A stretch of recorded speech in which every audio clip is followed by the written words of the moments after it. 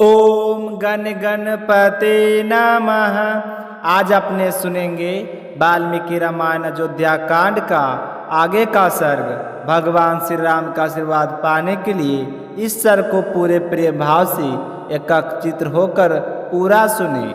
बोलिए गणेश जी भगवान की जय हो। बोलिए सियावर रामचंद्र भगवान की जय हो। हनुमान जी बाबा की जय हो। श्री राम दरबार की जय हो। कैकेयी का कठोर वचन सुनकर महाराज दशरथ को बड़ी ही चिंता हुई। वे कुछ समय तक बुरी तरह विलाप करते रहे।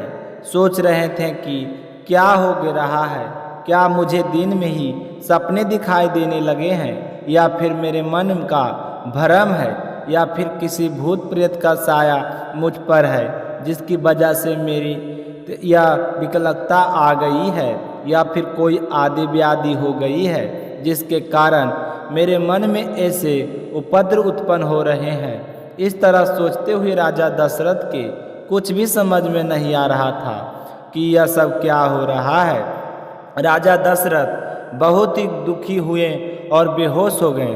कुछ समय बाद जब उन्हें होश आया तो कैकेयी की बात को याद करके वह फिर से दुखी होने लगे।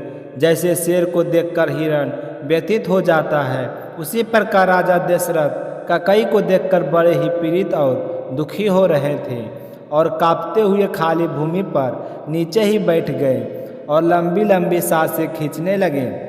राजा को ऐसा महसूस हो रहा था कि आज मैंने किसी विशेष सर्प ने मुझे डस लिया है।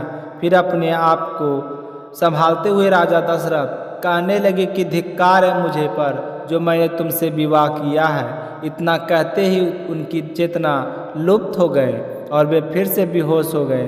काफ़ी समय बाद उन्हें होश आया तो अत्यंत दुखी होकर और गुस्से में कैकेयी से कहने लगे कि कैकेयी तुम्हारा कलेजा इतना काला है, तुम औरत नहीं हो, कुल का विनाश करने वाली डाइन हो। मुझे यह तो बता दो कि मेरे बड़े पुत्र श्री राम ने तुम्हारा क्या बिगाड़ा है। राम ने तुम्हें हमेशा अपनी सगी माँ समझता है, तुम कौशल्या के बराबर मान दिया है और तुम हो कि सब भूलकर उसी का अनिष्ट करने वाली हो। यह सब कुछ करने से पहले तुमने एक बार सोचा तो तुम पहले वाली कैकेयी हो ही नहीं। अब तो मुझे लग रहा है कि मैंने अपने विनाश के लिए ही तुमसे विवाह किया था। मुझे नहीं पता था कि तू कन्या के रूप में तीखे जहर वाली नागिन है। जब सारा जीव जगत श्री राम के गुणों की प्रशंसा करता है और राम को ही राज सिंहासन पर बैठाना चाहता है, मुझे तो राम का कोई अपराध नजर नहीं आ रहा है जिसके कारण मैं अपने प्यारे पुत्र का त्याग कर दूं। मैं कौशल्या और सुमित्रा को छोड़ सकता हूं, राजलक्ष्मी का परित्याग कर सकता हूं, परंतु अपने प्राणों से भी प्यारे पिता के भक्त श्री राम को नहीं छोड़ सकता। अपने बड़े पुत्र श्री राम को देखते ही मेरे हृदय में प्रेम उमड़ आता है। जब तक मैं अपने पुत्र को नहीं देखता हूँ तो मेरी तो यादाश्त होने लगती है।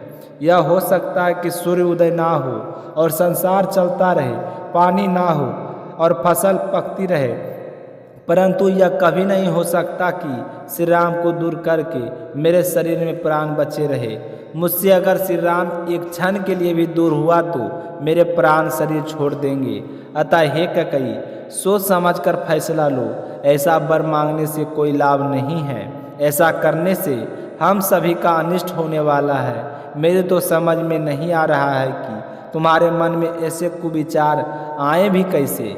मैं तुम्हारे पैरों पर अपना मस्तक रखता हूँ और तुमसे माफ़ी मांगता हूँ। हे कैकेयी, मुझ पर प्रसन्न हो जाओ और अपने वरदान बदल लो और मुझे यह तो बताओ कि क्रूरतापूर्ण बात तुमने यह सोची भी कैसे, जिसमें किसी का भी हित होने वाला नहीं है। अगर तुम यह सोचती हो कि भरत मुझे प्रिय नहीं है तो मैं तुम्हारे बदले वरदान को स्वीकार करता हूँ और राम की जगह भरत का राज्याभिषेक करने के लिए तैयार हो। पर तुम मुझे पर इतनी कृपया करो कि अपना दूसरा वरदान बदल लो। तुम पहले कहा करती थी कि श्री राम तुम्हारे बड़े बेटे हैं, वे धर्म आचरण में भी सबसे बड़े हैं, परंतु अब मुझे पता चल चुका है कि तुम यह सब चिकनी चुपड़ी बातें श्री राम से अपनी सेवा करवाने के लिए करती थी। आज श्री राम के अभिषेक की बात सुनकर तू तो शोक से संतप्त हो उठी है। अगर तुम्हारा राम बड़ा बेटा होता तो तुम्हारे मन में यह क्रूर विचार कभी नहीं आती। हे ककई, आज तुमने मुझे बहुत दुख दिया है। इससे अच्छा होता कि उस समय युद्ध में तुम मेरी जान ही नहीं बचा पाती। इतना सब कुछ होने के बाद भी मुझे विश्वास नहीं हो रहा है कि तुम माँ होकर राम के बारे में ऐसा सोच सकती हो। क्या इस सुने घर में तुम्हारे ऊपर भूत का आवेश हो गया है? तुम भूत प्रेत के बस में होकर ऐसी बहकी बहकी बातें कर रही हो। हे ककई, मुझे तो कुछ बताओ, तुम्हारी बुद्धि या विकृति कैसी हुई? आज से पहले तुमने ऐसा कोई व्यवहार नहीं किया जिससे मुझे जरा सा भी शक हो कि तुम्हें राम अच्छा नहीं लगता, और तुम्हारे मन में यह विचार है कि मुझे भरत से बढ़कर राम है। सगे बेटे की तरह राम से प्यार करने वाली ककई, आज तुम्हें क्या हो गया है? मुझे तुम्हारी बातों पर आज विश्वास नहीं हो रहा है। आज तक तुम कहती थी कि भरत से बढ़कर मेरे लिए श्री राम है, और आज तुम कह रही हो कि उसे 14 वर्षों के लिए वनवास दो। तुम्हारे मुख से यह शब्द कैसे निकल सकते हैं, जो अत्यंत सुकुमार अपने पिता और तीनों माताओं को बराबर मान रखते हैं? उसे श्री राम को मैं वनवास दूं क्या? यह तुम्हें अच्छा लगेगा? हे ककई, तुम्हारा हृदय इतना कठोर क्यों हो गया है? मेरा बड़ा बेटा श्री राम हमेशा तेरी सेवा में लगा रहता है, और तू उसी श्री राम को आदेश देश निकाला दे रही हो। यह विचार तुम्हारे मन में कैसे आए? यह तुम्हारे दिमाग की उपज तो नहीं है। तुम्हें किसी ने तो बहकाया है, या तुम किसी भूत प्रेत के वश में हो गई हो? क्योंकि मैं हमेशा से देखता आया हूँ कि भरत से बढ़कर श्री राम तुम्हारी ज़्यादा सेवा करते हैं। भरत को कभी भी मैंने तुम्हारी सेवा करते हुए नहीं देखा।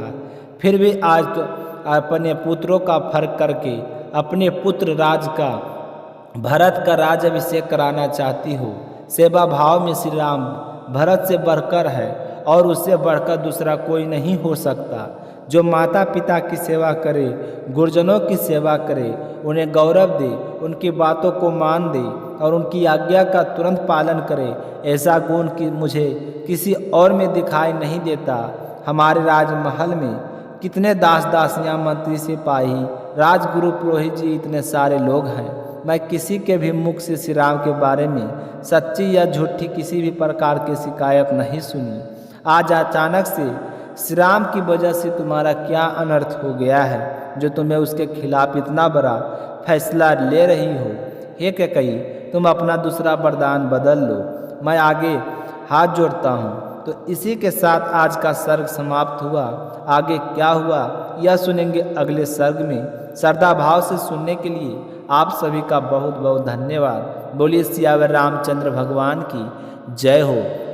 तो इसी सर्ग के साथ एक छोटी सी कहानी और सुनेंगे, क्योंकि कभी भी अकेला सर्ग या कहानी या कथा को नहीं सुननी चाहिए। तो अब हम सुनते हैं एक छोटी सी कहानी गणेश गजानंद की। बोलिए गणेश भगवान की जय हो।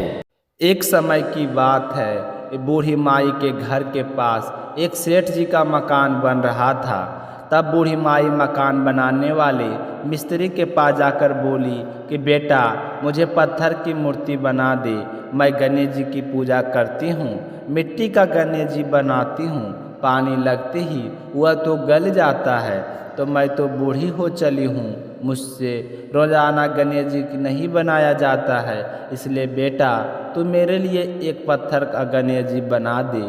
गणेश भगवान तेरी सारी मनोकामनाएं पूर्ण करेंगे।